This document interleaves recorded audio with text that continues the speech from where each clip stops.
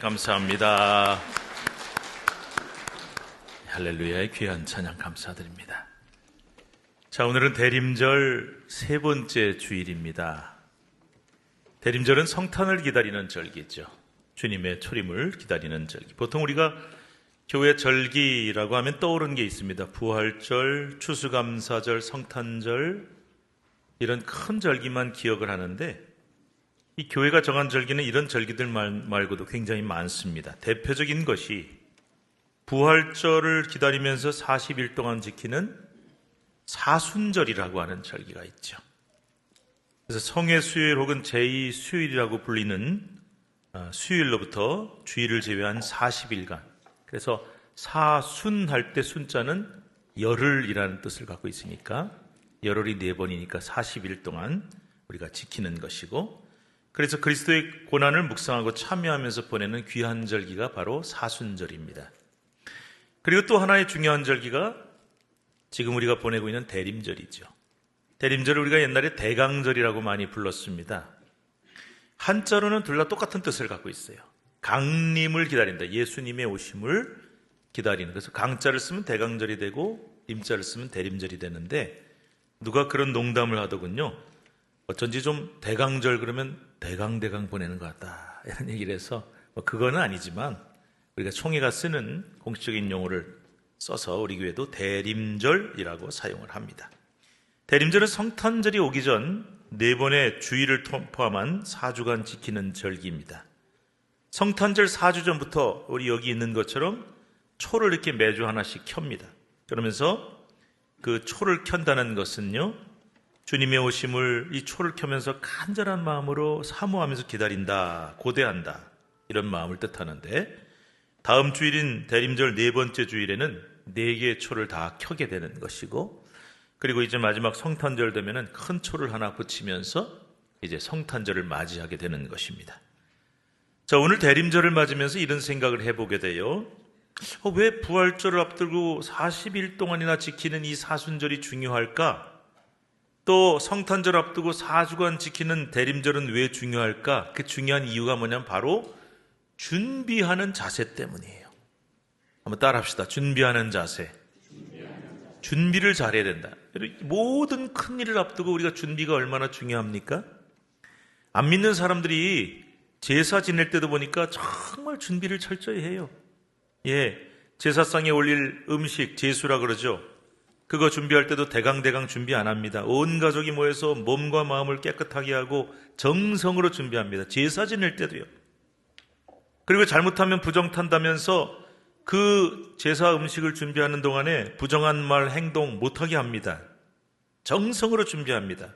하물며 우리 기독교의 가장 중요한 절기인 부활절과 성탄절을 우리가 부활절, 성탄절 오나보다 하고 대강 기다리다가 부활절이 오면은 딱 부활절 예배 한 번 드리고, 성탄절 오면 딱 성탄절 예배 한 번 드리고 끝난다, 이렇게 부활절, 성탄절 귀한 절기를 보내서는 안 된다는 겁니다.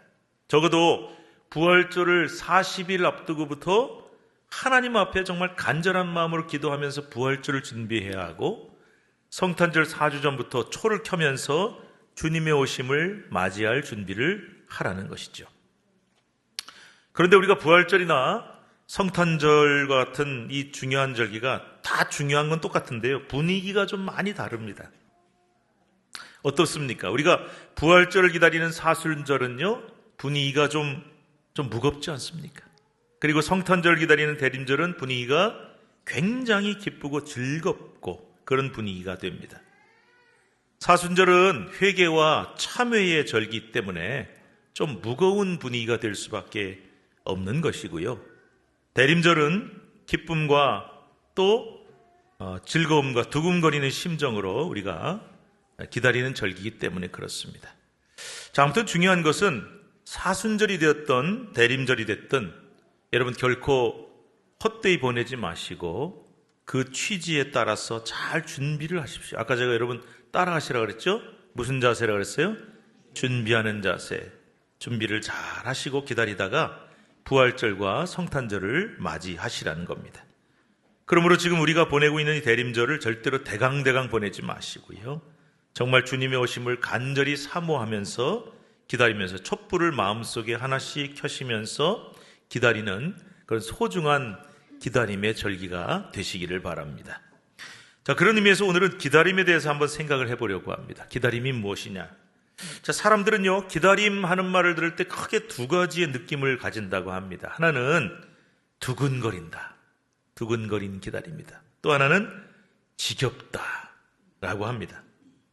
뭔가 우리가 중요한 일, 좋은 일 앞두고 기다려야 되는 기간이 있잖아요. 그런데 어떤 사람들은 그 기다리는 기간을 두근거림으로 떨림으로 떨면서 정말 고대하면서 기다리는 그런 사람들이 있는가 하면은 또 어떤 사람들은 왜 이렇게 시간이 안 가냐, 빨리빨리 와야 되는데 하면서 너무 시간이 안 간다면서 지겨운 마음으로 보내는 사람들도, 기다리는 사람들도 있다는 것입니다.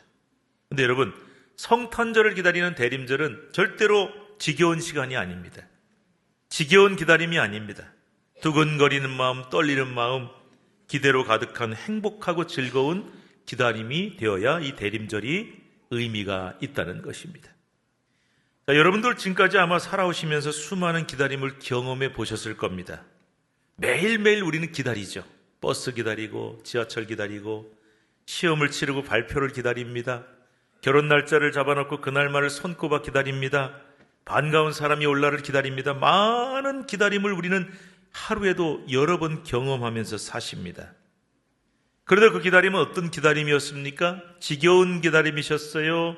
아니면 즐겁고 행복한 기다림이셨습니까? 예배 시간 얘기를 좀 합시다. 오늘 예배 시간을 앞두고 예배당에 좀 일찍 와서 기다린 분들 계셨을 거예요. 제가 아까 들어와 보니까 많이들 앉아 계시더군요. 제가 늘 최소 예배 시작 10분 전에는 좀 오세요. 오셔서 좀 예배를 준비하세요 하는 이유가 있어요. 자, 그런데 이제 제가 그러니까 10분 전쯤에 왔단 말이에요. 그런데 그 10분을 어떤 사람들은 기다림을 지루하게 여기면서 계속 시계를 보면서 아이고 왜 이렇게 시간이 안 가나 그러면서 그 시간을 허비하는 분들도 계시고요. 어떤 분들은 그 시간을 어떻게 보내느냐, 한 10분밖에 안 되는 짧은 시간이지만 그날 부를 찬송이 뭔가 이렇게 찾습니다. 그리고 오늘 설교 본문을 두 번 보면서 찾아서 한번 읽어봅니다. 여러분, 그 준비가 굉장히 중요한 거예요. 그러니까 제가 일찍 오시라고 하는 이유는 무조건 일찍 오시는 게 아니라 그렇게 보내시라는 겁니다. 자, 성경 찬송에 이런 게 왜 괜히 달려 있습니까? 그죠? 이거 괜히 달려 있는 거 아니에요? 딱 오늘 찬송 부를 거, 그 다음에 오늘 들을 말씀 표시해 놓고 한번 읽고 그러면서 기도하면서 그 시간을 보내시라는 겁니다. 만일 여러분이 왜 이렇게 예배 시간 빨리 안 와 하면서 그렇게 지겹게 보낸다면은 그거는 일찍 오나 마나 아무 의미가 없는 거죠. 그래서 제가 일찍 오시라는 건 무조건 일찍 오시라는 게 아니라 준비를 잘 하시라 이런 뜻을 갖고 있어요. 자, 오늘도 만약에 예배 시간에 맞춰서 딱 맞춰서 허겁지겁 예배당에 들어왔다든지 혹은 예배가 시작한 후에 도착을 했다면 오늘의 예배가 은혜롭기를 기대하지는 힘듭니다. 왜? 그렇게 급하고 바쁜 마음에 하나님의 은혜가 깃들 틈이 없는 거예요. 마음이 벌써 급하고. 그래서 신앙도 습관이 굉장히 중요합니다. 제가 보니까요, 신앙은 습관이에요. 기도하는 것도 습관이고 말씀 보는 것도 습관이고. 근데 지금까지 목회하면서 보니까 신기한 게 하나 있습니다. 물론 그날따라 좀 사정이 있어서 예배 늦게 오는 분도 계세요. 그게 뭐 정죄할 일은 아니에요. 그런데 가만히 보니까 아주 정확하게 시간을 지키는 분들이 있어요. 항상 5분 늦어요. 예. 제가 보니까 1분도 빨리 안 오고 1분도 늦게 안 오고 항상 5분 늦게 들어오는 분들이 있어요. 항상 예배 시간에 딱 맞춰서 막 허겁지겁 들어옵니다. 그게 왜 제가 습관이라 그러냐면은 그거 바꿀 수 있거든요. 그런데 딱 그 시간에 맞춰서 깨고 그 시간에 맞춰서 준비하고 하다 보니까 항상 일정한 시간 딱 맞춰서 그렇게 늦어지는 거예요. 이게 습관이 잘못된 거죠. 신앙은 습관입니다. 굉장히 중요합니다. 그래서 항상 예배 시간에 일찍 와서 기다리면서 아까 제가 어떻게 기다리라고 했습니까? 시계 보면서 기다리지 마시고 찬송 찾고 오늘 말씀 찾아서 한번 읽고 기도하면서 이렇게 기다리는 습관을 가진 분들은 신앙이 굉장히 빨리 자랄 수가 있어요. 여러분 이 좋은 습관을 꼭 가지시기를 꼭 축복합니다. 우리 신촌교회 성도들은 좋은 신앙의 습관, 좋은 예배 습관을 꼭 가져야 되는 거예요. 사실 기다림에는 참 큰 묘미가 있거든요. 기다림 자체가 즐겁고 두근거리는 일이기 때문에 그렇습니다. 아까 제가 뭐라 그랬습니까? 같은 기다림이라도 기쁘고 행복하게 그 시간을 기다리며 보내는 사람이 있는가 하면은 지겹고 힘들게 기다리는 사람들이 있다고 했죠. 그러나 저는 이 기다림을 좀 즐기면서 소중히 여기셨으면 좋겠어요. 제가 중학생 때 저희 아버지가 저한테 이런 약속을 하신 적이 있어요. 야, 이번에 내가 일본에 출장 갔다 올 텐데 전자손목시계 하나 사다 줄게. 졸업을 이제 하니까 그렇게 말씀하셨어요. 요즘은 어떤지 모르겠는데 저 중학생 때는요, 특정 상표를 얘기해서 좀 그렇습니다만 카시오 이런 상표를 단 일제 전자손목시계가 정말 유행이었어요. 이런 시계 아시는 분들은 좀 옛날 사람들입니다. 예. 지금 애들한테 채워줘도 아마 안 찰 거예요. 그런데 그때는 참 이게 얼마나 귀한지. 그래서 지금 제가 보니까 그렇게 비싼 것도 아니에요. 그런데도 요거 하나 차고 탁 학교 가면은 얼마나 친구들이 부러워하는지, 야, 나도 한번 좀 만져보자. 그럼 제가 또 안 주고 말이죠. 버티고 막 그랬던 기억이 나요. 정말 부러워. 그래서 근데 그거 꼭 한번 차고 싶은데 저희 집이 사형제라 그랬잖아요. 넷째 아들인 제가 그런 시기에 얻어찰 가능성이 거의 없었죠. 그런데 저희 아버지가 갑자기 졸업 선물로 그거 사다 주신다니까. 이거 얼마나 놀라운 일이. 자, 그때부터 제가 어떻게 해야 됐겠습니까? 어머니한테 물어봤어요. 아버지 출장 언제 갔다 오세요? 며칠 날 오신다. 매일 달력 보는 거예요. 손꼽아 기다려. 언제 오시나. 그런데 세상에 그렇게 시간이 한가요. 그 기다린 시간이 너무 길고 지루하게 여겨졌던 것이죠. 그런데 얼마든지 지겹고 힘든 기다림이 될 수가 있었는데 저는 지겹다기보다는 사실은 지금 생각하면은 선물을 받을 것을 기대하는 마음이 너무 크고 너무 즐거운 거예요. 얼마나 기대가 되고 가슴이 두근거리는지. 그래서 지금 생각해 보면 오히려 저는요, 선물을 받아든 그날보다 그 선물, 어떤 선물일까? 얼마나 좋은 걸까? 하면서 기다렸던 그 시간들이 오히려 저에게는 더 행복했던 시간인 것 같아요. 여러분, 이것이 바로 기다림의 가치이고 묘미입니다. 그 묘미를 아는 사람들은 기다림을 행복하게 보낼 수가 있어요. 그래서 잘 기다릴 줄 알게 되는 겁니다. 지겨운 게 아니라 행복한 시간이 되는 거예요. 준비를 잘 하면서 말이죠. 여러분, 신앙생활도 마찬가지, 평상시에도 마찬가지. 그 기다림의 기쁨과 행복을, 그 묘미를 잘 누리면 좋겠습니다. 우리가 지금 대림절을 보내면서 주님의 오심을 기다리고 있죠. 준비 잘 하십시오.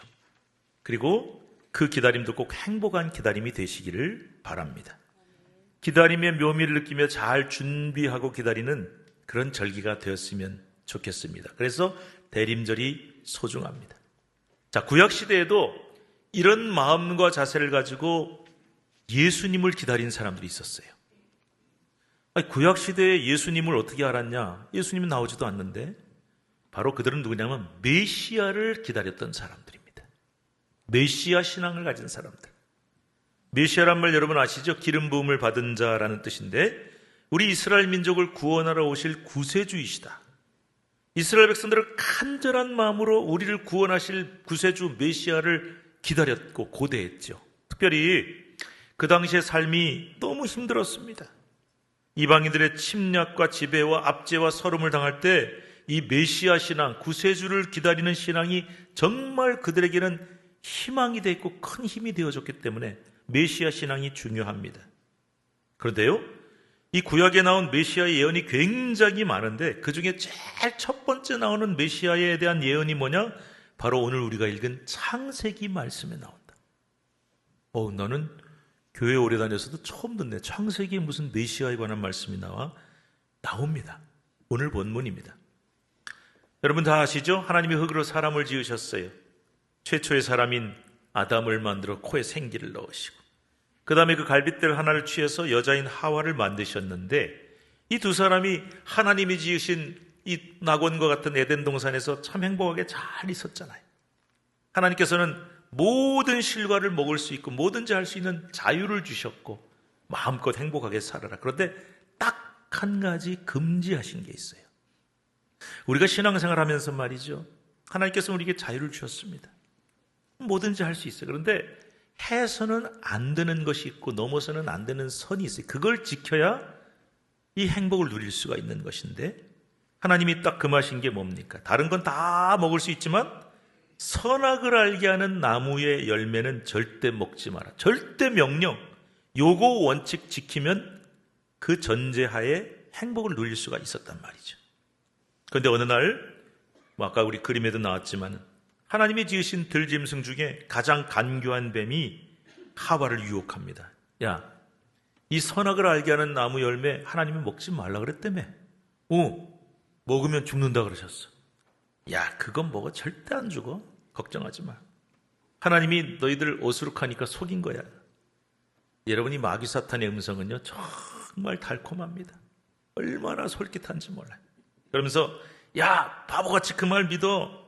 실은 하나님이 말이지 그거 먹으면 죽는 게 아니라 그 열매를 먹으면 너희가 눈이 밝아지고 지혜롭게 돼서 하나님처럼 될까 봐 두려워서 그거 절대 못 먹게 한 거야. 그렇게 유혹을 합니다. 하와가 이 말을 듣고 보니까 딱 보니까 정말 이 열매가 먹음직도 하고 보암직도 하다 그랬고요. 정말 나를 지혜롭게 해서 하나님처럼 지혜롭게 만들어줄 만큼 탐스럽게 보였다. 자, 이미 마음에 욕망이 들어가고 죄가 들어가니까 그거를 볼 때 그렇게 보이는 겁니다. 그 위험한 것이. 그래서 이 여인은 그 열매를 따먹고 남편에게도 주어서 함께 먹은 거죠. 자, 그런데 이제 문제는 죄 지은 다음에 일어납니다. 아담에게 하나님께서 책망하십니다. 야, 내가 왜 먹지 말라, 절대로 먹지 말란 그 열매 왜 먹었냐? 하나님이 추궁하시니까 여전히 아담이 정신을 못 차리고 누구 탓을 하냐? 창세기 3장 12절 말씀 누구 탓하는지 한번 보십시다. 자, 3장 12절 시작. 아담이 이르되 하나님이 주셔서 나와 함께 있게 하신 여자 그가 그 나무 열매를 내게 주므로 내가 먹었나이다. 누구 탓하고 있어요? 예, 물어보니까 누가 그러더라. 마누라 탓하네요? 누가 그러더라고요. 근데 여러분 잘 보셔야 돼요.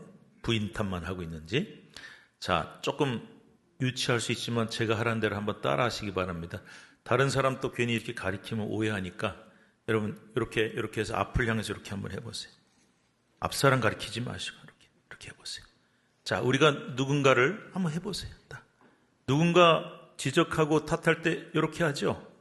근데 제가 옛날에 어떤 전도사님한테 재밌는 얘기를 들었어요. 우리가 누군가를 탓할 때 이렇게 너 때문이야, 네가 문제야 할 때 이 손가락은 누구 가리키고 있습니까? 그 사람 가리키고 있는데 이 엄지손가락은 누구 가리키고 있어요? 어디 가리킵니까? 위에 하늘 가리키고 있죠. 그래서 꼭 그분이 이런 얘기를 하더라고요. 누군가를 탓하고 누군가에게 책임을 전가하고 누군가를 지적하면 반드시 하나님을 탓하게 되어 있다. 한쪽은 하나님을 향하고 있어요. 자, 오늘 창세기 3장 12절에 이 아담이 이랬습니다. 여자 때문에 그랬어요. 그렇게 얘기하지 않아요. 뭐라고 되어 있습니까? 하나님이 주셔서 나와 함께 있게 하신 여자 때문에 제가 이거 먹었습니다. 그러니까 자기 부인 탓도 있지만 누구를 탓하는 거예요? 하나님 나 혼자 잘 살고 있는데 왜 갈빗대 하나 패가지고 여자를 만들어서 이런 죄를 짓게 합니까? 하나님도 탓하는 거죠. 여러분 모든 죄에는 이런 것들이 다 들어있어요. 그래서 누구를 탓을 하고 누구를 공격하고 비난할 때 그 사람은 야고보서에 나오잖아요. 하나님의 형상대로 만들어진 사람. 하나님을 탓하고 하나님을 지적하는 것과 똑같다 그랬어요. 자, 그래서 이 아담은 하나님 탓, 부인 탓, 남 탓을 합니다. 또 이번에는 여자는 또 남편 닮아가지고 누구 탓합니까? 난 탓합니다. 뱀 탓을 하죠. 뱀이 나를 꿰어서 먹었습니다. 여러분, 사람이 죄를 지을 수 있어요. 실수도 해요. 그런데 그럴 때 하나님 내가 죄를 졌습니다. 제가 죄인입니다. 그러면 용서하시거든.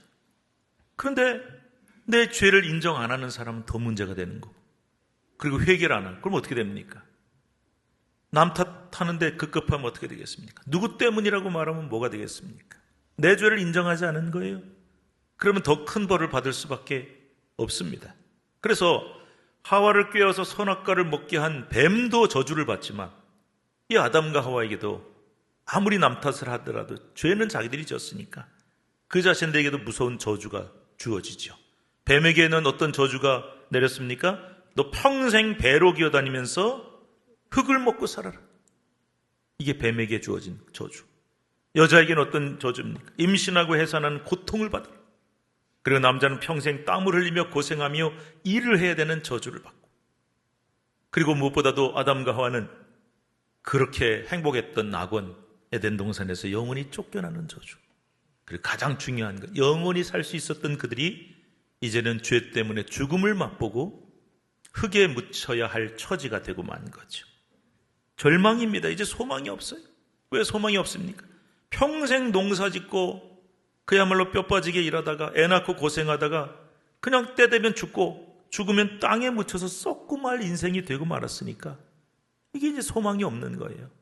죄에 따른 무서운 저주와 결과가 아담과 하와에게 주어진 것이죠. 그 후손들에게도 마찬가지.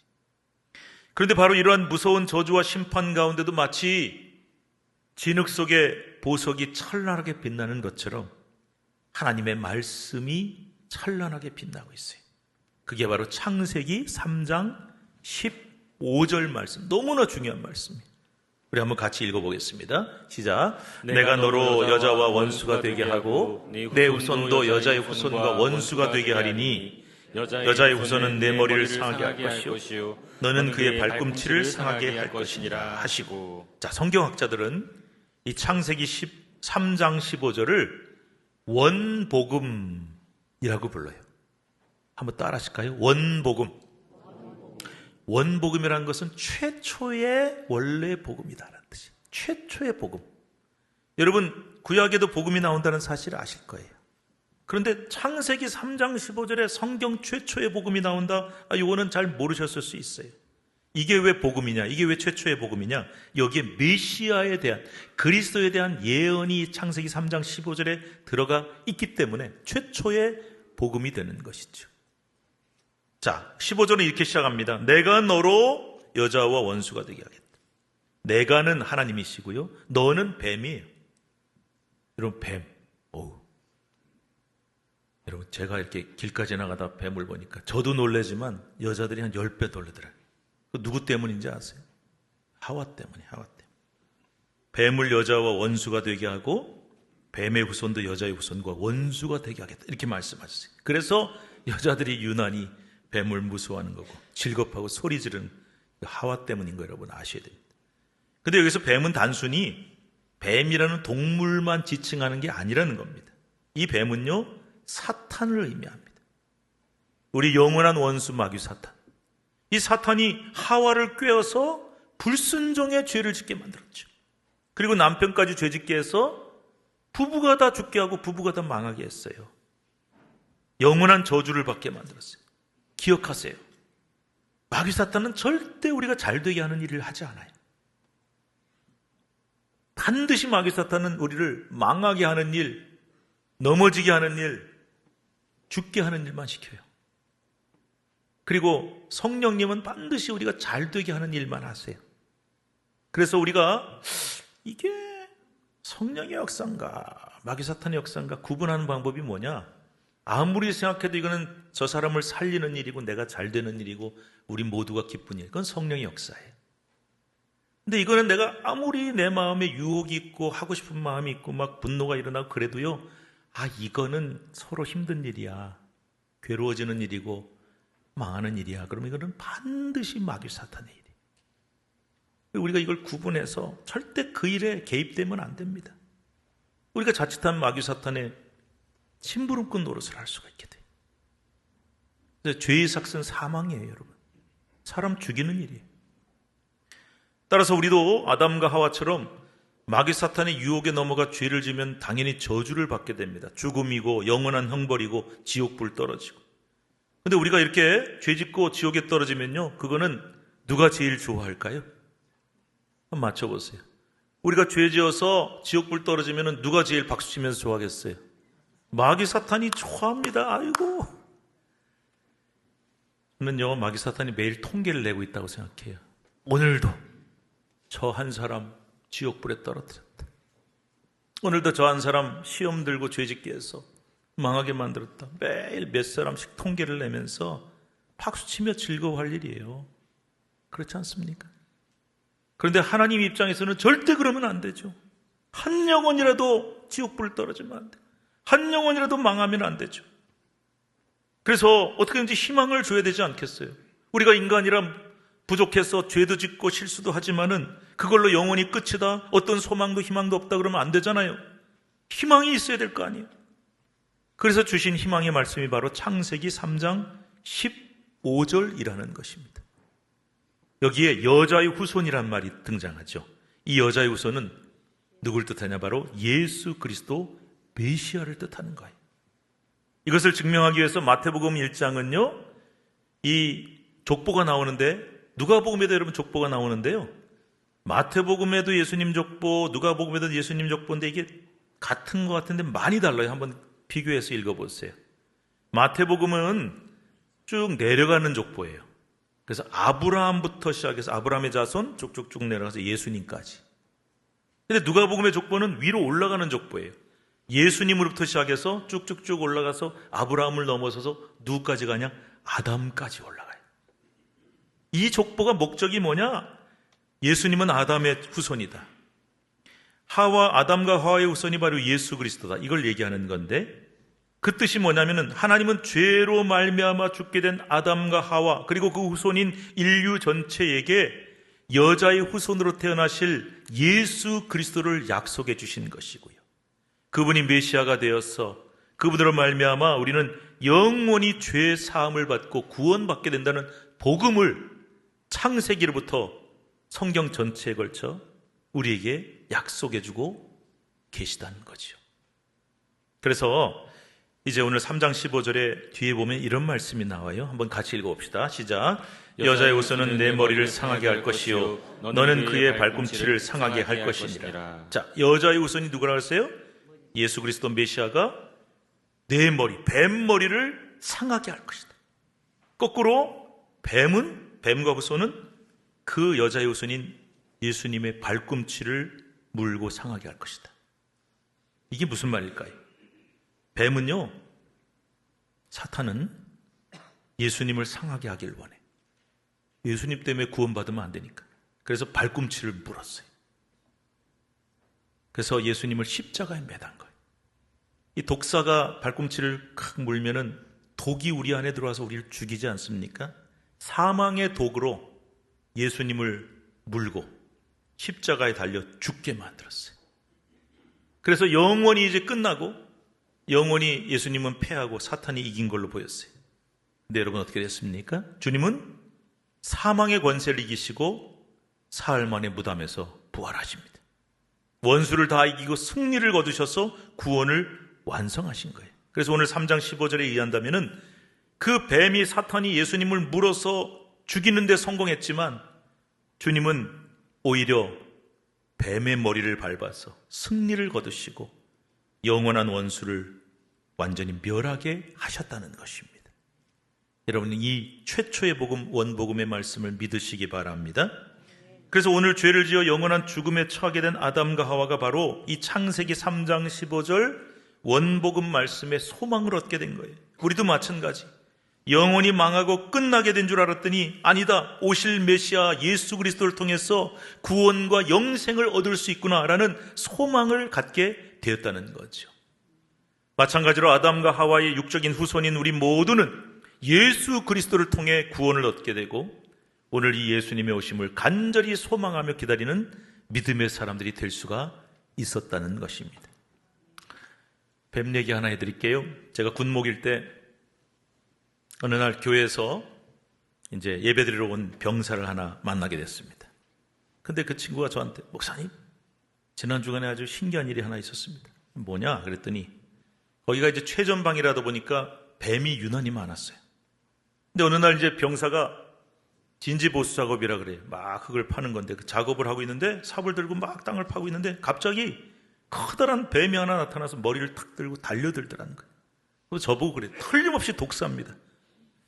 지가 어떻게 알아 이게 독사인지. 급한데 뭐 독사인지 아닌지 어떻게 알아. 근데 자기는 독사였는데 달려들더라는 거예요. 물리면 죽겠구나 싶어서 그거 어떻게 했냐 그랬더니 이 친구가 깜짝 놀라서 순간적으로 주여 하고 외치고 손에 들고 있던 삽으로 그냥 머리를 확 내리쳐버렸다는 거예요.